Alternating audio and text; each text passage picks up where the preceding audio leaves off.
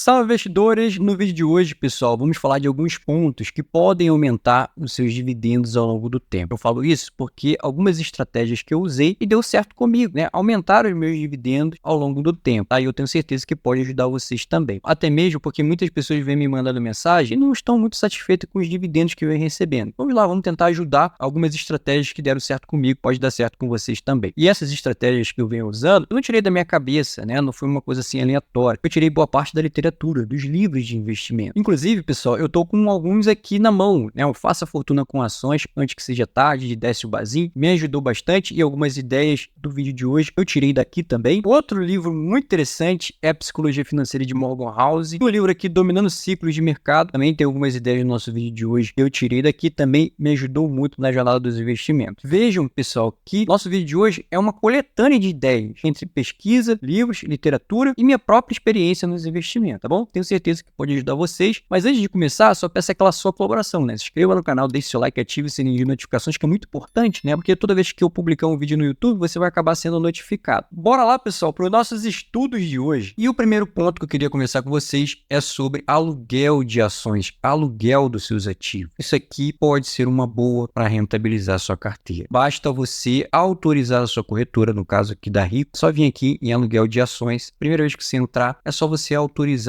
a sua corretora alugar seus ativos de forma automática, tá? Dali em diante, ela vai fazer a gestão desse processo, ela vai ver qual ação que pode ser alugada no mês, e você vai recebendo uma remuneração sobre as suas ações alugadas. E essa remuneração é em cima da quantidade de ações que você possui. É um dinheiro que muitas das vezes você nem espera. Tudo bem que você paga taxa para a corretora, também paga imposto de renda. Mas vejam quantas vezes eu já recebi aluguel das minhas ações. E no início pode ser pouco, sim, tá? Alguns centavos, às vezes R$1, R$20. Cara, mas isso vai entrando na sua conta. Todo o dinheiro que vai entrando vai te ajudar, vai rentabilizando sua carteira. Vejam, pessoal, que muitas das vezes, né, você recebe um valor, ó, R$17,84. Paga uma taxa, paga imposto de renda. E no final das contas eu recebi bem menos aqui. Mas pouco importa, né? Era um dinheiro que você nem estava contando com ele. E não precisa se preocupar, porque não muda nada na sua vida como investidor. Você vai continuar recebendo dividendos normalmente das suas ações. Na hora da venda também não vai ter problema, você vai conseguir vender as suas ações. E claro, depende de corretora para corretora. Tem corretora que pede ali pelo menos 2 dias para resgatar o aluguel para você poder vender. Tem corretora que você pode vender automático. Eu já fiz venda de ações alugadas sem problema nenhum. O único problema que você vai ter não é nenhum problema. Talvez seja uma maior mão de obra na hora de declarar o imposto de renda, que você vai ter que informar as suas ações que foram alugadas no período, tá bom? Então,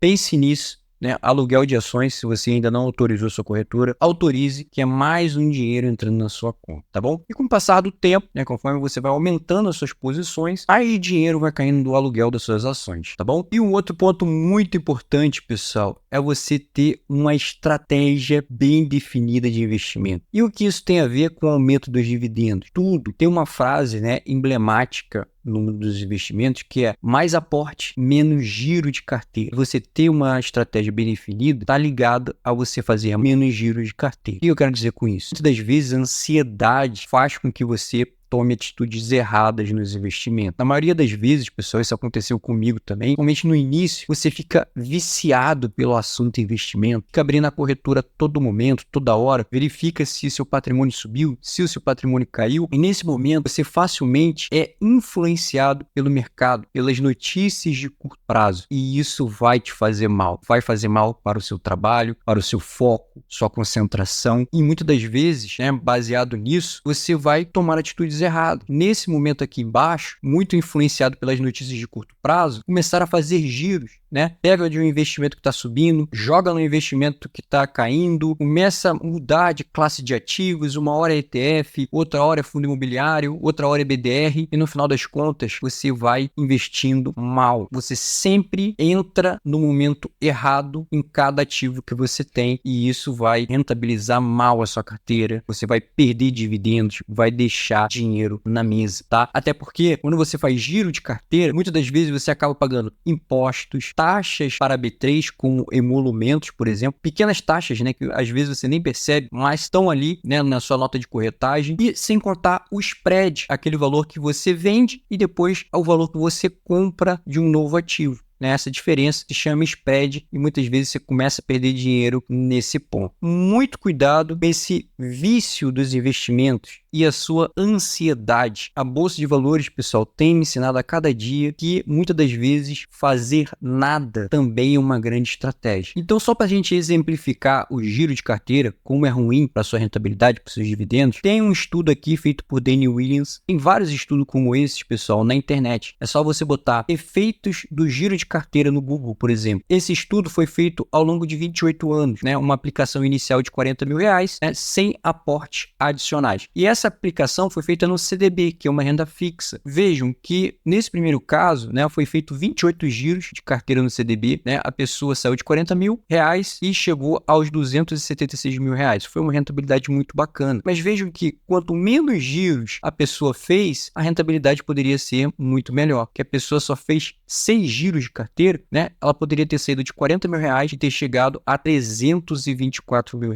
Entre fazer mais giro e menos giros, vejam que a pessoa deixou na mesa, deixou de ganhar basicamente R$48 mil, pessoal, né? Em 28 anos. Vejam como o giro de carteira é um detrator para os seus rendimentos, para os seus dividendos no final das contas. E um outro ponto muito importante para o aumento dos seus dividendos é você saber escolher o tipo de ação de cada empresa, tá? Isso importa muito. Eu vou mostrar isso para vocês. Escolher um ticket com maior dividend yield e que me traga maior liquidez, para mim, é o melhor dos mundos. Lembrando que a gente tem empresas, né, hoje na Bolsa de Valores, dependendo da sua governança ali na B3, que tem 3 tickets, né? O ticket ordinário, unit e o ticket preferencial. Só para explicar rapidamente cada um deles, final 3, que é o ticket ordinário, é o ticket dos controladores das empresas. Se você tiver muito dessas ações, uma hora você pode votar dentro da empresa, né? Tomar decisões junto com os controladores. Já o TAE 4 normalmente é um ticket preferencial porque eles dão preferência no pagamento de dividendos. Isso não significa que os outros tickets, pessoal, não vão receber dividendos, mas normalmente o TAE 4 você tem preferência. E existe também algumas empresas que até pagam uma porcentagem maior para quem tem as ações 4. Só que isso também é precificado muitas das vezes, né? Às vezes é uma ação mais cara do que a 3 e aí não faz tanta diferença assim no final das contas. E temos também o ticket unit, que são pacote que geralmente misturam as duas classes de ativo, a ordinária, final 3, e a preferencial, final 4. Nesse caso aqui, pessoal, olhando aqui para o dividend yield, a gente tem uma diferença muito pequena entre as 3 classes de ativo da Taesa, por exemplo, uma variação muito pequena entre dividend yield. Então, eu prefiro ficar com a TAE 11, porque ela é uma ação mais líquida, mais negociada, tem maior cobertura dos analistas aqui, no caso da Taesa. E por que eu gosto da liquidez? Né? Porque me ajuda lá naquele primeiro ponto, que é o aluguel de ações. Geralmente as ações mais líquidas de cada empresa, ela tem maior facilidade no aluguel. Agora, pessoal, a Taesa, ela não teve tanta diferença assim no dividend yield. Mas vejam que algumas empresas, como a Petrobras, por exemplo, a diferença do dividend yield é bem grande. Vejam que a Petrobras, o ticket Petro 4, pagou nos últimos 12 meses 16,84% para quem tinha as ações preferenciais e 15,51% para quem tinha as ações ordinárias, né? Então, o cara que tinha as ações preferenciais aqui, né, ele ganhou mais dinheiro da Petrobras. Outra empresa que a gente pode comentar bastante é a ISA-CETEP, Transmissão Paulista. Vejam que o ticket TRPL3 recebeu nos últimos 12 meses 6,93% de dividend yield. E quem tinha as ações TRPL4 recebeu 8,93% de dividend yield. Basicamente, 2% de yield a mais do que as ações ordinárias, pessoal. Então, isso aí no longo prazo, todo ano você recebendo 2% a mais de dividend yield ao longo do tempo vai fazer uma grande diferença para você. É claro que existe uma questão aqui na ISA-CETEP que é o tag along, que é aquela proteção a favor dos investidores minoritários em caso de venda de controle de sociedade. Mas aí você tem que botar na balança, avaliar. Precisa avaliar, né, entre uma proteção a mais ou receber maiores dividendos no final das contas. né? Eu, particularmente, tenho as ações TRPL4, ela paga mais dividendos e tem maior liquidez. Bom, pessoal, e outro ponto muito importante que eu acho que você deve ter muito cuidado na sua carteira é com a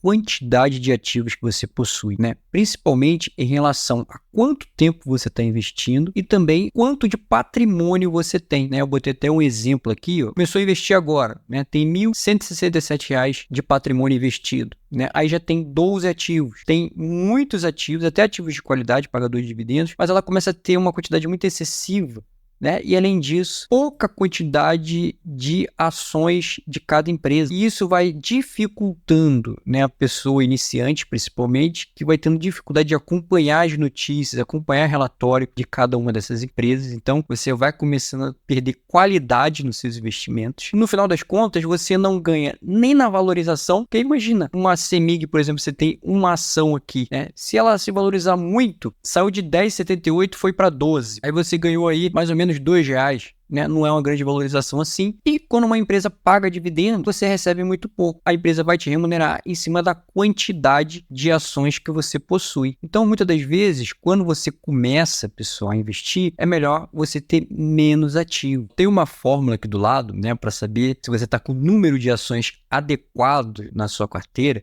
né? Uma métrica é muito utilizado, a Louise fala muito sobre isso, né? Que para cada ano de bolsa de valores, você deve ter mais ou menos 3 ações na carteira. Primeiro ano, 3 ações. Segundo ano de bolsa, mais ou menos 6 ações. Terceiro ano de bolsa, mais ou menos 9 ações da carteira. Aí você tem mais ou menos uma métrica se você tem muitas ou você está na quantidade mais ou menos adequada de ações na carteira de investimentos. Tá bom, pessoal? É claro que isso aqui não é uma regra engessada, tá? Pode passar um pouquinho, pode ter menos um pouco, mas é uma boa métrica para você se balizar, para você ter uma noção, tá? E isso vai te ajudar muito nos seus investimentos, vai aumentar seus dividendos com certeza, porque menos ações na carteira, você vai ter mais qualidade dos seus investimentos e como você tem menos empresas na carteira e muita quantidade de ações de cada uma, você vai receber uma pancada de dividendos maior, né, que de repente vai te permitir até pegar esse dinheiro e já reinvestir na própria empresa ou em outra empresa que esteja próximo de pagar dividendos de novo. Então isso vai ser muito importante sim, e isso com certeza vai fazer com que seus dividendos aumentem com o tempo. E para fechar nossos estudos, pessoal, é fundamental você reinvestir os seus dividendos. Não tem conversa. Você precisa pegar todos os meses o dividendo que você está recebendo, juntar com seus aportes e reinvestir. E você pode verificar nesse gráfico aqui da Bloomberg, pessoal, o efeito do reinvestimento, né? Uma pessoa que pegou aqui, ó, R$50 mil em 1999, investiu no índice Bovespa, por exemplo, né? E reinvestiu os dividendos, e a pessoa que não reinvestiu os dividendos. Os R$50 mil sem o reinvestimento dos dividendos teriam, lá em 2019, se tornado R$97.587. Teria até uma boa valorização ao longo do tempo. Mas olha a diferença para quem reinvestiu os dividendos, né? Lá em 2019, você teria R$340 mil. Ou seja, né? Você teria uma rentabilidade no cenário 2 do reinvestimento dos dividendos de 2.965%. Cara, é fundamental. Você precisa reinvestir tudo que você ganha, tá? Pelo menos no início. Vai ter um momento lá na frente, né? Que aí sim você vai poder desfrutar dos seus dividendos. Mas principalmente no início, você vai precisar reinvestir tudo para você ter uma melhor rentabilidade, para você aumentar os seus dividendos ao longo do tempo, tá bom? Bom, pessoal, algumas dicas importantes aqui. Espero ter ajudado. Desejo a todos bons investimentos e fui! Considere ser membro do nosso canal, pessoal. É o nosso projeto Membro Vamos Junto, onde a gente vai caminhar juntos nessa jornada dos investimentos. Os membros terão acesso à nossa planilha de projeções e preço-teto das ações e também o chat exclusivo para membros, onde você vai poder conversar comigo e também com os outros membros do canal. Vai te ajudar muito nessa jornada dos investimentos.